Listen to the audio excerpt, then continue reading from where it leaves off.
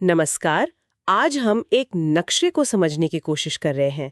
एक ऐसा नक्शा जो कहता है कि स्टॉक मार्केट के शोर शराबे में दौलत का रास्ता सिर्फ और सिर्फ चार्ट्स पर बना हुआ है। हमारे पास सौरभ कुमार सिंह की सिखाई गई बातों पर आधारित चार्टर्ड अर्न मेथड से जुड़ी कुछ जानकारी है। एक तरह का गाइडेंस है ना? हाँ, और हमारा मिशन आज ये पता लगाना है कि क्या ये नक्शा क्या ये सच में काम करता है? क्या वाकई बाजार की चाल का अंदाजा सिर्फ इन लाइनों और कैंडलस्टिक्स को पढ़कर लगाया जा सकता है? और क्या ये सच है कि सारी जानकारी सिर्फ प्राइस चार्ट पर ही है और बाकी सब कुछ बस शोर है? बिल्कुल। और शुरुआती एक बहुत दमदार लाइन से होती है। ट्रेडिंग की दुनिया में शोर आपका दुश्मन है और चार्ट आपका एकमात्र दोस्त है। तो चलिए आज इसी दोस्त को परत दर परत समझने की कोशिश करते हैं। देखते हैं ये हमसे क्या कहना चाहता है। हाँ, देखते हैं इस दोस्ती में कितना दम है। तो इस नक्शे की भाषा को समझने के लिए सबसे पहली और बुनियादी बात पर आते हैं। स्रोत कहता है एवरीथिंग इज विजिबल, यानी सब कुछ चार्ट पर दिखाई दे रहा है। ये सुनने में थोड़ा अजीब लगता है, मतलब जो खबरें टीवी पर आ रही हैं, जो एक्सपर्ट्स बहस कर रहे हैं, वो सब बेकार हैं, सिर्फ ध्यान भटकाने के लिए।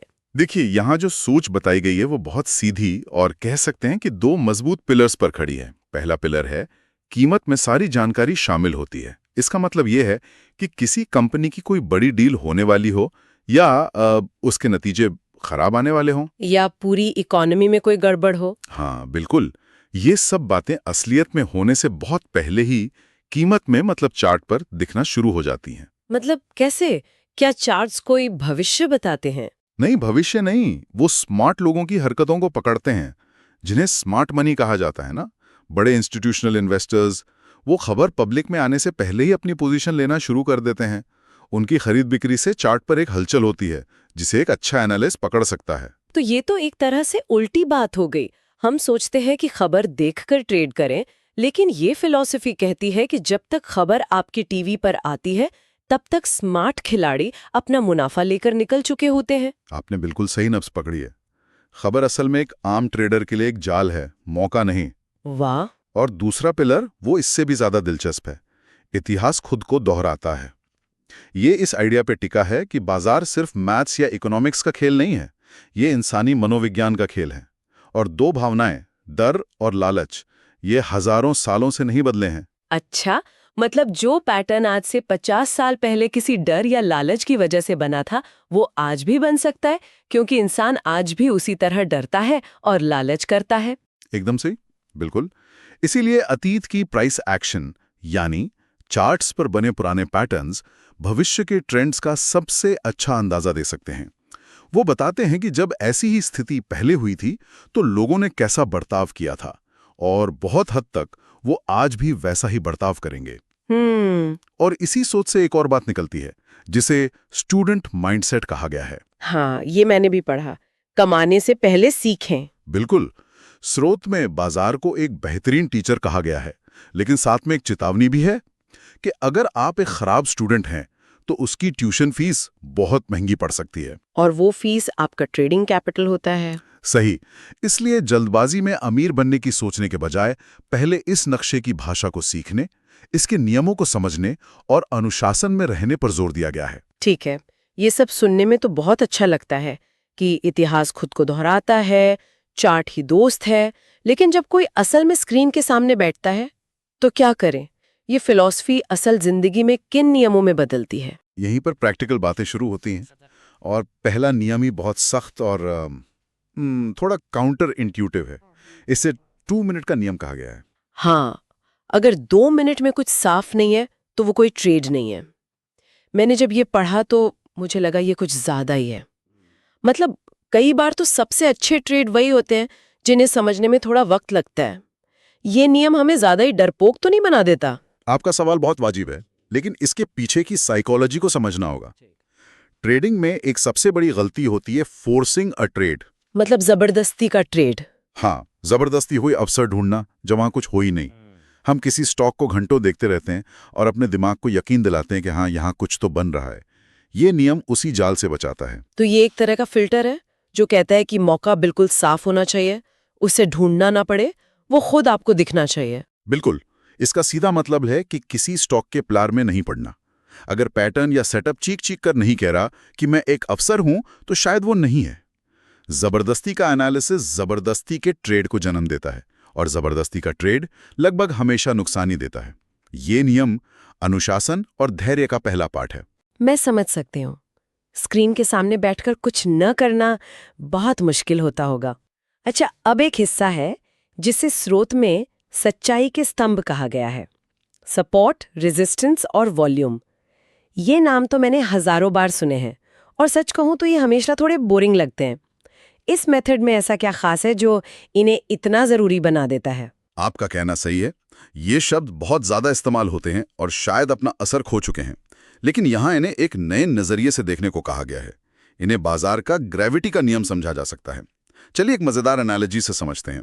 सपोर्ट को एक ट्रैम्पोलिन की तरह सोच सकते हैं। ट्रैम्पोलिन दिलचस्प है। हाँ, कीमत गिरती है, इस ट्रैम्पोलिन पर उछलती है और वापस ऊपर जाने की कोशिश करती है। ये वो लेवल है जहां खरीदार मतलब बायर्स एक्टिव हो जाते हैं, और रेजिस्टेंस वो एक मजबूत कंक्रीट की छत की तरह है जिससे बार बार सिर टकराता है। कीमत वहां तक जाती है और फिर नीचे आ जाती है, क्योंकि वहां बेचने वाले हावी हो जाते हैं। कोई भी ट्रेड लेने से पहले बस ये जानना है कि आप ट्रैम्पोलिन के पास हैं या छत के पास। ये तो बहुत आसान कर दिया आपने। ट्रैम्पोलिन पे खरीदो, छत पर बेचो। लेकिन अगर ये इतना आसान होता तो सब अमीर नहीं हो जाते? यहीं पर तीसरा स्तंभ यानी वॉल्यूम हीरो की तरह एंट्री लेता है।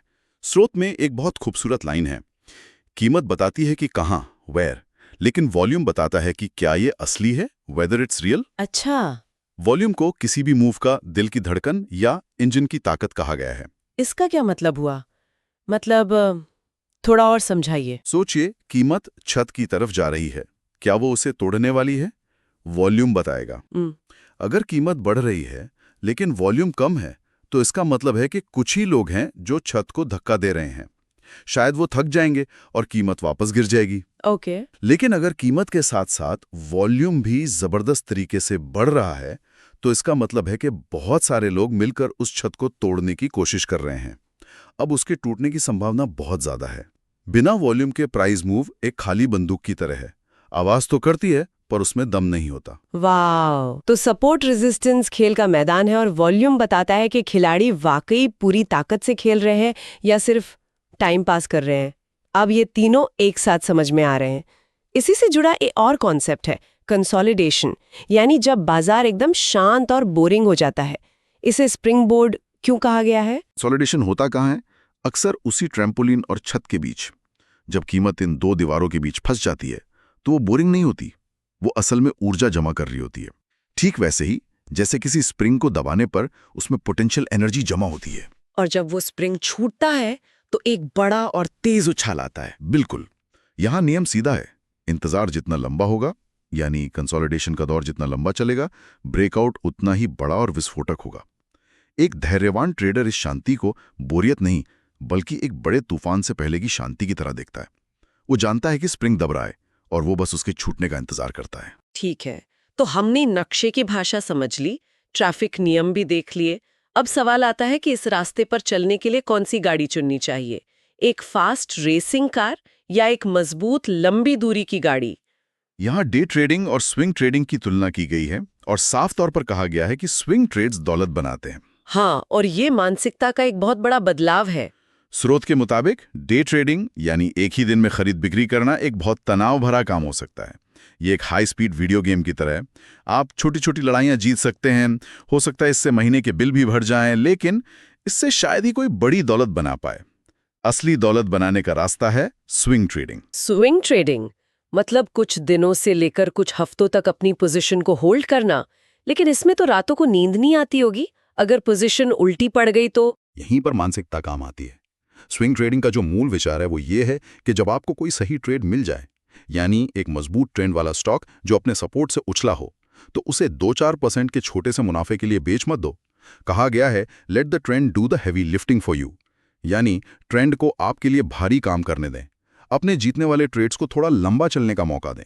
एक निवेशक की तरह सोचें। ये आपको रोज रोज के छोटे मोटे उतार चढ़ाव के तनाव से बचाता है और आपको एक बड़े मूव का हिस्सा बनने का मौका देता है। सही कहा। और आखिर में एक बहुत बड़ी चेतावनी भी है। खास तौर पर फ्यूचर्स एंड ऑप्शंस मतलब FNO के बारे में। इसे ट्रेडिंग और जुए के बीच की एक बहुत पतली रेखा बताया गया है। FNO तो बहुत पॉपुलर है, लोग इससे जल्दी पैसा बनाने की उम्मीद करते हैं। यहाँ ऐसा क्यों कहा गया है? क्योंकि FNO ट्रेडिंग की दुनिया की सुपर कार है। ये आपको बहुत तेजी से आपके मंजिल तक पहुंचा सकती है, लेकिन अगर आपको इसे चलाना नहीं आता तो एक छोटी सी गलती भी एक भयानक एक्सीडेंट में बदल सकती है। इसमें लीवरेज बहुत ज्यादा होता है, मतलब आप अपनी पूंजी से कई गुना ज्यादा का दांव लगा सकते हैं। तो एक शक्तिशाली टूल है जिसका बहुत गलत इस्तेमाल हो सकता है। बिल्कुल। स्रोत यहाँ एक बहुत अहम सवाल खड़ा करता है। एक टूल जुआ कब बन जाता है? जवाब है, जब उसे बिना सख्त रिस्क मैनेजमेंट के इस्तेमाल किया जाए। हम सब ने वो कहानियां सुनी है कि किसी ने ऑप्शंस में 10,000 लगाकर 10 लाख बना लिए, लेकिन हम उन 99 लोगों की कहानी कभी नहीं सुनते जिन्होंने वही 10,000 गंवा दिए। FNO आपको वो सपना बेचता है, लेकिन असलियत एक बुरे सपने जैसी हो सकती है अगर आप तैयार नहीं हैं। तो नियम क्या है? इससे दूर रहें? नहीं, नियम है कि मुनाफे के बारे में सोचने से पहले अपने नुकसान के बारे में सोचें। अपना रिस्क टू रिवॉर्ड रेशियो तय करें। अगर 1 रुपया खोने का खतरा उठा रहे हैं तो कम से कम 2 या 3 रुपए कमाने की संभावना होनी चाहिए। जब आप सिर्फ जैकपॉट लगने की उम्मीद में, यानी सिर्फ किस्मत पर भरोसा करके ट्रेड करते हैं, तो वो ट्रेडिंग नहीं, वो सीधा सीधा जुआ है। तो आज की कहानी से हमने क्या सीखा? यही कि बाजार एक समुद्र है जिसमें खबरों की बहुत लहरें और शोर है। इस मेथड के मुताबिक ज्यादातर लोग इन लहरों पर अपनी नाव चलाने की कोशिश करते हैं और डूब जाते हैं। लेकिन जो स्मार्ट नाविक है वो लहरों को नहीं बल्कि समुद्र के नीचे के बहाव यानी करंट्स को देखता है, और वो बहाव चार्ट्स पर देखता है।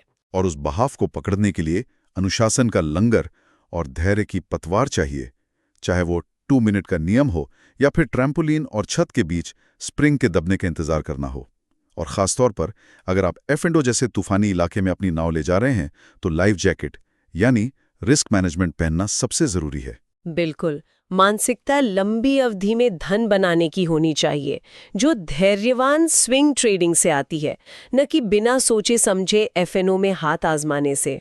अंत में ये सब इस एक लाइन पर आकर टिकता है, छोटे से शुरू करें, अनुशासित रहें और चार्ट्स को रास्ता दिखाने दें। ये पूरी चर्चा इस एक बुनियादी विचार पर आधारित है कि इंसानी मनोविज्ञान यानी डर और लालच कभी नहीं बदलता, और इसी वजह से चार्ट पैटर्न काम करते हैं। तो सोचने वाली बात यह है कि बाजार में असली चुनौती चार्ट्स और उनके पैटर्न को समझने की है, या फिर अपने खुद के मनोविज्ञान को, अपने डर और लालच को नियंत्रित करने की।